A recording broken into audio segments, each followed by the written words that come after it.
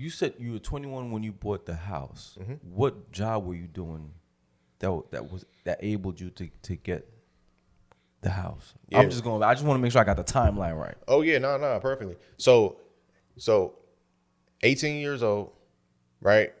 I was working at a company. It was called Dish Network. It was $12.80.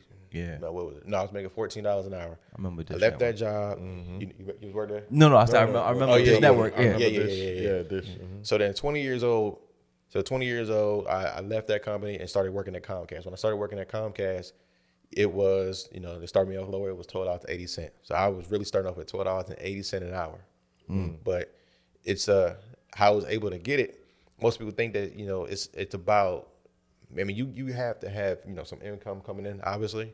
But during this time, it was Obama. Obama had this program out there. It was called the First Time Home Buyers Credit, where they actually gave you half of the down payment. So my first house was $200,000, right? You can't buy a house. I mean, you probably can in certain areas. I know out here you can't. It's crazy. Most likely. definitely. I'm not even gonna say most likely. Nah, you can't. You can't. Yeah. That's unheard of right now. Yeah. So I was able to get a house. I mean, it was a foreclosed, did some things to it, fix it up. But I came out of my pocket with $8,000, and then the program they put up the other half, which is $8,000. So it was basically $16,000. And during that time, like I said, when I said the first time when I wasn't approved, that gave me like additional 6 months to go ahead and stack some money up, and that's what I did. That's what's up, man. So yeah. Yeah, discipline, man. It's just discipline. For sure. Yeah. And honestly, like when I first got it, I wasn't planning to be in there over 10 plus years. I just figured I was going to be there for like 2 or 3 years because I just bought it as an investment. But time be flying, and then yeah. Do you still have that home now, or? Nope. So basically, in 2021, I closed on my house May 27th. My birthday's May 25th. So literally 2 days after my birthday, I closed on. It's like one of my dream home. You know what I'm saying? $1 million home. But it was like a month, 2 months later.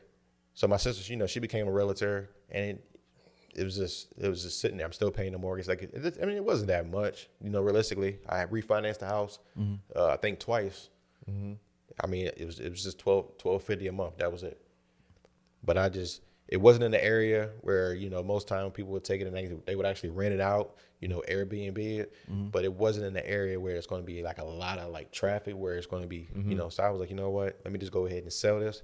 And at the same time, I had actually it was over $150,000 in equity. So from it being at $200,000, when I sold it, it was $350,000. Wow. So I was able to take that, mind you, the money I paid it down.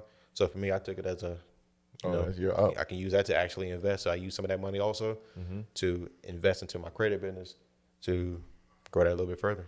Wow, that's what's up.